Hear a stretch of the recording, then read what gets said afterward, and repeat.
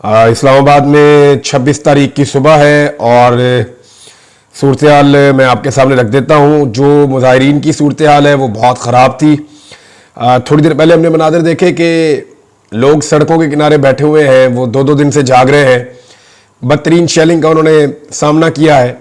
Police को या rangers को तो आराम करने का मौका मिलता है, वो शिफ्टों में काम करते हैं, लेकिन ये जो पाकिस्तानी है ये लगातार आ रहे हैं, इन्हें आराम करने का मौका भी नहीं मिलता।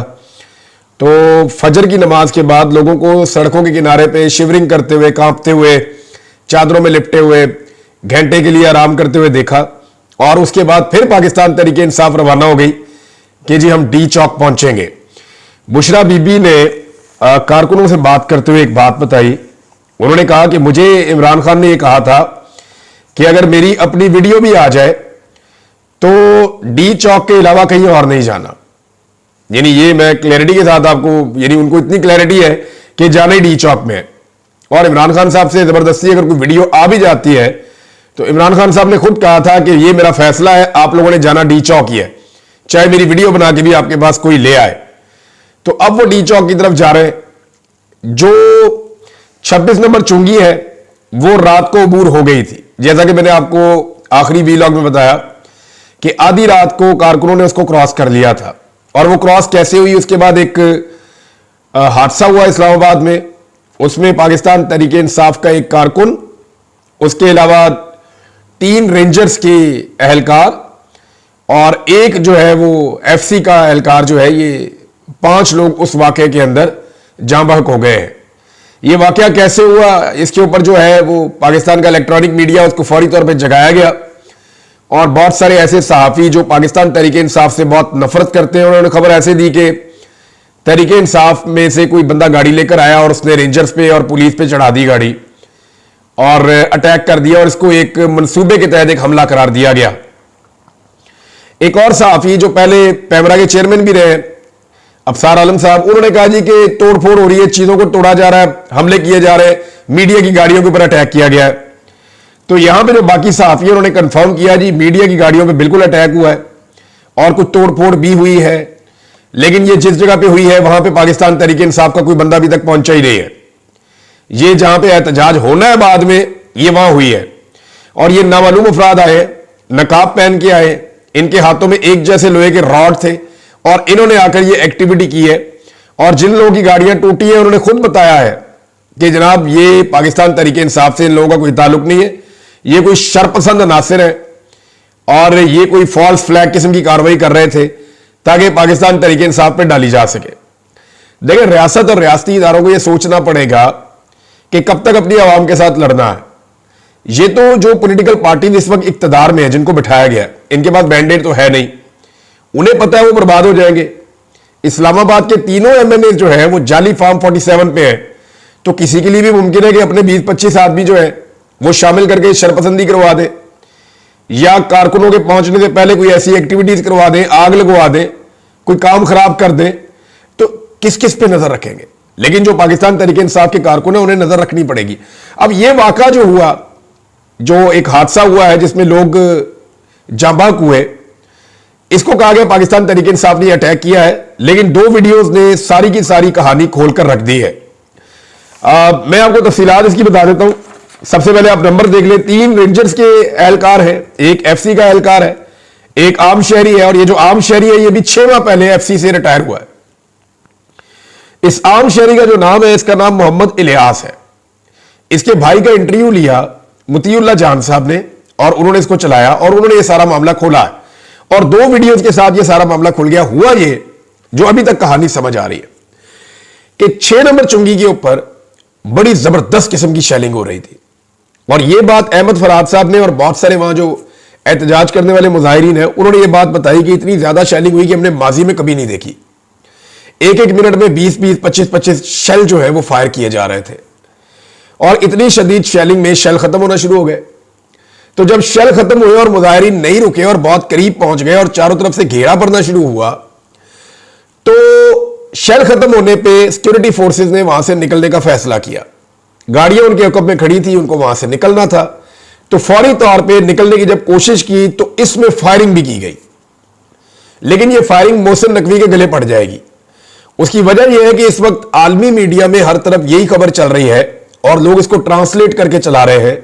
बैनुल-अक़वामी सतह पर इस खबर को उठाया गया है कि पाकिस्तान के वजीर दाखिला ने यह धमकी लगाई कि हम रेंजर्स को बुला के 5 मिनट में फायरिंग करेंगे और सारा खाली करवा देंगे। और उसके कुछ देर के बाद वहां पे फायरिंग हो गई और उस फायरिंग के अंदर 20 लोगों को गोलियां लग गई। वहां पाकिस्तान तहरीके इंसाफ के 2 कारकुनों की जो है वो शहादत भी रिपोर्ट हुई है। तो 3 कारकुन पाकिस्तान तहरीके इंसाफ के जो मीडिया रिपोर्ट्स हैं उनके मुताबिक मैं आपको बता रहा हूं, मीडिया रिपोर्ट्स के मुताबिक 3 कारकुन पाकिस्तान तहरीके इंसाफ के शहीद हो गए और फ्रंटियर पोस्ट की रिपोर्ट है और वो ये कह रही है कि 3 कारकुन पाकिस्तान तहरीके इंसाफ के जो एहतजाज करने के लिए आए हैं वो जाँ बहक हो गए हैं और ये कंफर्मेशन आ चुकी है। उसके बाद वहां से जब रेंजर ने और पुलिस ने निकलने का फैसला किया, एफसी ने निकलने का फैसला किया, तो पीछे गाड़ियां खड़ी थी। अब ये जो वीडियो एक नजर आई है उसमें ये दिखाया जा रहा है कि ये गाड़ियां बहुत रफ्तार में वापस गई हैं, क्योंकि पीछे इस्लामाबाद और रावलपिंडी के नौजवान खड़े थे सड़कों के किनारे पे, जो काफिले के आने का इंतजार कर रहे थे और वो कभी पत्थर मारते थे और उन्होंने सड़क के किनारे पे आगे भी लगाई हुई थी। तो ये पैनिक करते हुए निकले हैं और रास्ते में इन्होंने फायरिंग भी की है, जो फायरिंग की आवाज भी आ रही है और कुछ शहरी जो है उसके अंदर बोल भी रहे हैं कि हम पे फायरिंग क्यों कर रहे हैं, ये कैसे फायरिंग कर सकते हैं। तो वो गाड़ियां इतनी रफ्तार में गई हैं और कुछ गाड़ियों ने लोगों की तरफ भी गाड़ियां मोड़ी हैं, इसकी बकायदा वीडियोज मौजूद हैं। उस वक्त कुछ एहलकार गाड़ी में से गिरे हैं और पिछली गाड़ियां उनके ऊपर चढ़ी है, ये मुतीउल्लाह जान साहब ने रिपोर्ट किया। अब जो शहरी शहीद हुआ, जो रिटायर्ड एफसी का मुलाजिम है सफीर अली, उसका भाई है, यानी जो शहीद हुआ उसका नाम है मोहम्मद इलियास, जिसकी जान चली गई। सफीर अली उसका भाई है। ये शहीद होने वाला 3 रेंजर्स और 1 एफसी वाले के साथ शहीद हुआ है। यहां पे इस वाकये में 5 लोग शहीद हुए। अब ये जो मोहम्मद इलियास है, इसका भाई सफीर अली कहता है जी मैं मौके पे मौजूद था, हम लोग सामने वाली तरफ खड़े होकर देख रहे थे कि क्या हो रहा है और हम पाकिस्तान तहरीके इंसाफ के एहतजाज को सपोर्ट कर रहे थे। इतने में ये गाड़ियां बहुत तेजी से भागी, इनके पास शेल खत्म हो गए थे और ये वहां से निकले हैं और ये बहुत तेजी से लोगों के ऊपर गाड़ियां चढ़ गई हैं। जब उनसे पूछा गया तो आपको कैसे पता किनकी गाड़ियां है, तो उन्होंने कहा जी कि वो बाकायदा नजर आ रही थी कि वो सिक्योरिटी फोर्सेस की गाड़ियां, उनके ऊपर उनके वो लिखे हुए थे, वो रेंजर्स की और पुलिस की गाड़ियां थी। और उनका भाई जो है वो इस वाकये के अंदर जिंदा नहीं बचा, वो चले गए पुलिस स्टेशन। अब वो ये बताते हैं कि पुलिस स्टेशन में मेरे पे दबाव डाला गया कि आप इस मुकदमे का इल्जाम पाकिस्तान तहरीके इंसाफ पे लगा दें। यदि पुलिस ने मेरे पे बहुत दबाव डाला तो मैंने पुलिस से कहा जी मैंने खुद देखा, मेरे पास और भी गवाह है, सरकारी गाड़ियों के नीचे आके मेरा भाई जो है वो मरा है, तो मैं तो मुकदमा वहां पे करूंगा और मैं सही बात लिखवाऊंगा मुकदमे में, मेरा एक ही भाई था वो कह रहा है, तो मैं क्यों झूठ बोलूं। तो फिर पुलिस ने उसको वहां से निकाल दिया और ये कहा कि हम अपनी मुद्दईयत में मुकदमा खुद ही दर्ज कर लेंगे, हम तेरा मुकदमा दर्ज नहीं कर सकते। उसको धमकियां भी दी और उसको वहां से वो कहता है जी मुझे निकाल दिया। अब ये इंसिडेंट है जो एक बंदे के भाई ने भी बता दिया और वो वीडियोज भी उसको सपोर्ट कर रही है, तो है बड़ा अफसोसनाक वाकया, इंतहाई अफसोसनाक वाकया है, लेकिन इसको एक हादसा करार दिया जा रहा है। वैसे भी एक बात है कि जो लॉन्ग मार्च के साथ गाड़ियां आई हैं या पाकिस्तान तहरीके इंसाफ की अगर गाड़ियां हैं तो वो तो भी कंटेनर हटा रहे थे, वो तो भी बहुत पीछे थे और कंटेनर्स की इस तरफ तो किसी की गाड़ी आ ही नहीं सकती थी उस वक्त। और जो कीड़ी की रफ्तार के साथ काफिला चल रहा है, बहुत स्लो स्लो स्लो स्लो आगे बढ़ रहा है, उसकी गाड़ी ऐसे 100 की रफ्तार पे इतनी तेज तो नहीं जाएगी ना, वो तो जा ही नहीं सकती और अकेली गाड़ी यहां तक आएगी क्यों। तो ये कॉमन सेंस की भी बात है, लेकिन ये बड़ा अनफॉर्चुनेट इंसिडेंट है, ये वाकया नहीं होना चाहिए था, इसको अवॉइड किया जा सकता था लेकिन नहीं किया गया। इमरान खान की बहनों ने और बुशरा बीबी ने बड़ा क्लियरली कहा कि जी हम जाएंगे डी चौक। इमरान खान साहब को मुख्तलिफ ऑप्शन पेश किए गए, गुज़िश्ता रात भी पेश किए गए, लेकिन इमरान खान साहब ने इस दबाव को बर्दाश्त किया। उनके अपने लोग भी उनके बाद भेजे गए लेकिन इमरान खान साहब नहीं माने। अब डी चौक और मुजाहिरीन के बीच में आखिरी जगह पे 0 पॉइंट के आसपास की G10 का इलाका है। मुझे इस्लामाबाद के इलाकों में ज्यादा नाम भी याद नहीं रहते, लेकिन G10 का इलाका है जहां पे रेंजर और पुलिस मौजूद है और वहां शदीद शेलिंग हो रही है। जो वहां से रिपोर्टर रिपोर्टिंग कर रहे हैं उनसे मेरी बात हुई और मैंने कुछ उनसे जो विजुअल्स आए वो मैंने देखे, तो यहां पे शदीद शेलिंग और रबड़ की बुलेट चल रही हैं और पाकिस्तान तहरीके इंसाफ के कारकुन इसके बावजूद थोड़ा थोड़ा आगे बढ़ते जा रहे हैं। अब ये लोग अगर इसी रफ्तार से आगे बढ़ते रहेंगे तो ये रुकावट क्रॉस करने के बाद ये स्ट्रेट अवे जाएंगे डी चौक में। इस्लामाबाद में आइन की दफा को इस्तेमाल करते हुए फौज को तलब कर दिया गया है। 53 ब्रिगेड आपको पता है इस्लामाबाद में आती है हमेशा, तो उसको तलब किया गया। इससे पहले जब फौज तलब की गई थी तो एससीओ की कॉन्फ्रेंस हो रही थी, जिसे आप शंघाई ताउन तंजीम का इजलास कहते हैं। वो जब पाकिस्तान में हो रहा था, जब पहले गंडापुर आए थे लोगों को लेकर, उस वक्त तलब किया गया था।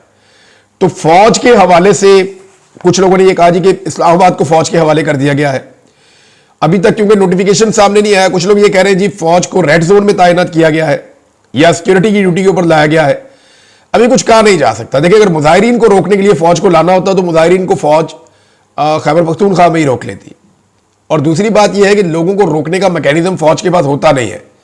फौज के पास हथियार है, वो उससे मार सकते हैं, उनके पास डंडा वंडा नहीं होता, फौज के पास वाटर कैनन भी नहीं होता, फौज की ये आंसू गैस की शेलिंग करने की भी उनकी कैपेसिटी या उनकी ट्रेनिंग नहीं है। वो तो हथियार के साथ लड़ सकते हैं, या उनको रेस्क्यू करना आता है, सिक्योरिटी करनी आती है, या वो हथियार के साथ लड़ सकते हैं। तो वो एक प्रोफेशनल मिलिट्री है, वो इस काम के लिए नहीं है, इसलिए इससे पहले उनको कभी इस्तेमाल नहीं किया गया इस काम के लिए, रास्ते में भी नहीं किया गया। तो जहां तक मेरी अंडरस्टैंडिंग है वो ये है कि इस्लामाबाद में जो हसास इलाके हैं या इमारतें हैं या रेड जोन है, उसके तहफ़्फ़ुज़ के लिए गालिबन फौज को बुलाया गया है और वो उसका इंतजाम संभालेगी। पब्लिक के सामने फौज को मुझे नहीं लगता किया जाएगा। हालांकि ये इस हुकूमत की बड़ी ख्वाहिश हो सकती है, हुकूमत ये कोशिश कर सकती है, उनकी ये ख्वाहिश हो सकती है कि मुजाहिरीन को फौज के मद्दे मुकाबिल लाया जाए या फौज को मुजाहिरीन के मद्दे मुकाबिल लाया जाए, दोनों एक ही बात है। लेकिन ये माजी में कभी हुआ नहीं और ऐसी बेवकूफ़ी कभी किसी ने की नहीं। लेकिन इस हुकूमत से आप कोई भी तवक्को इसलिए कर सकते हैं कि इनका सारा कुछ ही दांव पे लगा हुआ है। यानी इनको इस बात का आइडिया है कि दोबारा इलेक्शन जीत कर नहीं आएंगे, कम से कम 2 टर्न्योर तक तो 1-2 टर्न्योर तक तो नहीं आ सकते, जितनी इन्होंने गंद मार दिया पाकिस्तान की आवाम के साथ। पंजाब के अंदर लोग अब इनसे नफरत कर रहे हैं, जितना इन्होंने जुल्म और जबर कर दिया है। तो पीएमएलएन का तो सारा कुछ ही दांव के ऊपर लग गया है। बुशरा बीबी ने अपने मुंह से कहा, कुछ साजिशी लोग ये कह रहे हैं, और पार्टी के अंदर भी ऐसे लोग हैं कि इस्लामाबाद के बाहर धरना दे देते हैं, इस्लामाबाद से बाहर बैठ जाते हैं, इंतजार करते हैं। लेकिन बुशरा बीबी ने इस आइडिया को रद्द किया है, वो डी चौक में ही जाना चाहती हैं। उसका एक बड़ा सिग्निफिकेंस है। सबसे मेन चीज ये है कि इसको एक जिद के तौर पे बनाया गया डी चौक को। इस वक्त का जो पूरा निजाम है वो ये कह रहा है डी चौक में हम नहीं आने देंगे। इमरान खान ने जेल में बैठ के कहा कि डी चौक में हमने पहुंचना है। अब निजाम ने जिद लगाई हुई है कि जेल में बैठा हुआ एक आदमी, उसकी क्या औकात है कि वो कहे और सारे लोग डी चौक में पहुंच जाए। तो डी चौक की एक सिंबॉलिक हैसियत बहुत बड़ी है। अगर पाकिस्तान तहरीक इंसाफ के कारकुन डी चौक में पहुंचते हैं और वहां पे इकट्ठे हो जाते हैं, तो इसका मतलब है पूरा पाकिस्तान फिर निकलेगा, लोगों का हौसला बुलंद हो जाएगा, लोगों की जरूरत बढ़ जाएगी, लोग फिर चैलेंज करके निकलेंगे और बाकी लोग भी आएंगे। इस वक्त जो सूरत हाल है पंजाब की, वो मैं आपको बता देता हूं। पंजाब से आने वाले काफिले अभी भी रस्ते में है, मजीद लोग भी निकल रहे हैं। इस्लामाबाद को टच किया है कुछ काफिलों ने, और ये जो ताजा दम लोग आ रहे हैं पंजाब से, ये भी इस एहतजाज का अब हिस्सा बन जाएंगे। रात को पंजाब के काफिले मुख्तलिफ जगहों पर रुके थे, अब वो आगे बढ़ रहे हैं और आहिस्ता आहिस्ता पंजाब के शहरी भी इस एहतजाज का हिस्सा बनते जा रहे हैं। मुझे लगता है ये टेस्ट मैच है, ये भी चलेगा। अगर आज का दिन पाकिस्तान तहरीक इंसाफ ने डी चौक में पहुंच के निकाल दिया, तो ये जो आज की रात होगी इसमें कोशिश की जाएगी डी चौक पे एक बड़ा ऑपरेशन किया जाए और लोगों को यहां से निकाल दिया जाए। लेकिन उसमें नुकसान भी हो सकता है। तो हुकूमत को होश के नाखून लेने होंगे, क्योंकि पूरा आलमी मीडिया इस वक्त इसको कवर कर रहा है। मैंने देखा अल जजीरा को, बीबीसी को, CNN को और TRT वर्ल्ड को, इसके अलावा तेहरान न्यूज ने इसको कवर किया है, यूरोप और अमेरिका के सारे मीडिया ने इसको कवर किया है, अरब मीडिया ने इसको कवर किया है, इंडियन मीडिया इसको कवर कर रहा है, रशियन मीडिया इसको कवर कर रहा है, चाइना भी इसके ऊपर नजर रख के बैठा हुआ है। तो ये आलमी सतह की खबर बन रही है। ये कोई नॉर्मल वाकया नहीं है कि कर्फ्यू जैसी सिचुएशन में लोग निकले और निकलकर अपने हदफ तक पहुंचे। जिन लोगों को गोलियां लगी हैं उसके ऊपर पाकिस्तान तहरीक इंसाफ में शदीद रद्द-ए-अमल है, सब उसकी मजम्मत कर रहे हैं और सबको मजम्मत करनी भी चाहिए। स्टेट फायरिंग अवाम के ऊपर नहीं करनी चाहिए। लोग निहत्ते हैं और लोग सिर्फ अपने सियासी मुतालबात लेकर आ रहे हैं और वो ये कह रहे हैं कि बेगुनाह इमरान खान जेल में कैद है, लिहाजा उसको रिहा किया जाए। जबकि इमरान खान के 3 मुतालबात हैं। वो ये कहते हैं जी मैंडेट वापस करो, 26वीं आईनी तरमीम वापस करो और जो बेगुनाह कैदी हैं उन सबको रिहा किया जाए। अलीमा खान ने कहा कि जी सिर्फ इमरान खान को नहीं, हमने बाकी सारे बेगुनाह कैदी जितने भी हैं उन सबको भी रिहा करवाना है और उनको रिहाई करवाए बगैर हम वापस नहीं जाएंगे। और एक बात जो पाकिस्तान तहरीक इंसाफ अब कह रही है और बार बार कह रही है कि अगर अब मुज़ाकरात होंगे तो इमरान खान की रिहाई के बाद होंगे। अब आज के दिन में इमरान खान साहब के रावलपिंडी वाला केस लगा हुआ है, अगर वहां पे इमरान खान साहब का मजीद रिमांड नहीं होता तो फिर आप चीजों को समझना शुरू करें कि अब किस तरफ जाएंगी। और कल जो है वो लाहौर में इमरान खान साहब की 8 केसेस में जमानत लगी हुई है। अगर वहां पे इमरान खान साहब की बेल हो जाती है तो फिर आपको आइडिया हो जाना चाहिए कि निजाम ये समझ गया है कि इस आदमी को मजीद अंदर रखना निजाम के बस की बात नहीं है। यानी अगर यह एहतजाज ना होता तो मैं आई एम 100% श्योर कि पाकिस्तान तहरीक इंसाफ इस लेवल का एहतजाज ना करती तो कभी भी यह निजाम इमरान खान को जेल से बाहर नहीं आने देता। वजह यह है कि इस निजाम को इमरान खान के जेल से बाहर आने की सूरत में एक बहुत बड़ी शिकस्त नजर आ रही है जो इनके सर्वाइवल के लिए भी मुश्किल हो सकता है। लिहाजा इमरान खान साहब के बाहर आने का यह जो रास्ता है, यह पाकिस्तान तहरीक इंसाफ की एक तरह से मजबूरी भी है। अब नाज़रीन, इस वक्त जहां शेलिंग हो रही है G10 पे, वहां सूरत हाल यह है कि थोड़ी देर पहले मीडिया ने रिपोर्ट किया कि हवा पुलिस की तरफ हो गई है और ये जितने शेल फेंकते हैं वो पाकिस्तान तहरीक इंसाफ को जितना डैमेज कर रहे हैं उतना ही पुलिस को भी कर रहे हैं, क्योंकि बहुत तेजी से शेल्स का धुआं पुलिस की तरफ आ रहा है।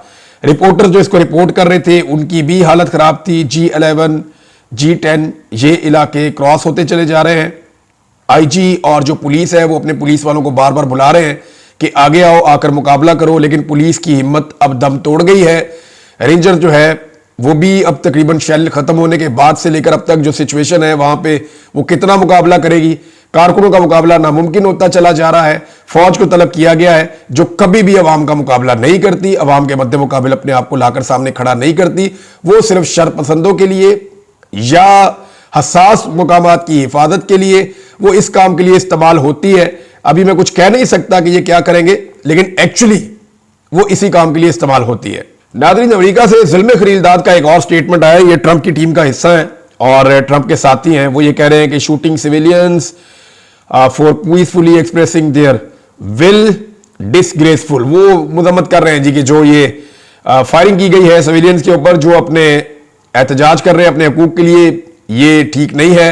और साथ ही उन्होंने जो कहा कि पाकिस्तानी मिलिट्री को उन्होंने मुखातिब करते हुए कहा कि जनाब इनका कोड ऑफ ऑनर जो है should not allow such violence against their own people, यानी लोगों के खिलाफ इस किस्म का पुरतशद्दुद मामला नहीं होना चाहिए। तो इससे आपको पता चलता है कि जो मौजूदा ट्रंप एडमिनिस्ट्रेशन आने वाली है अमेरिका में हुकूमत में, उनके दिमाग में क्या चल रहा है और वो इस सारे एपिसोड को कैसे देखते हैं। अब वो इसको देख रहे हैं इस अंदाज में कि जैसे पाकिस्तान के अंदर it's not between the government and the people, वो इसको मिलिट्री एस्टेब्लिशमेंट और अवाम के बीच की कोई चीज समझ रहे हैं या पॉलिटिकल पार्टी के बीच की कोई चीज समझ रहे हैं। तो ये उनकी अंडरस्टैंडिंग इस तरफ जा रही है। अब यहां पाकिस्तान में कुछ बड़े अहम फैसले अब करने होंगे, वरना आने वाला वक्त बड़ा मुश्किल होता जाएगा पाकिस्तान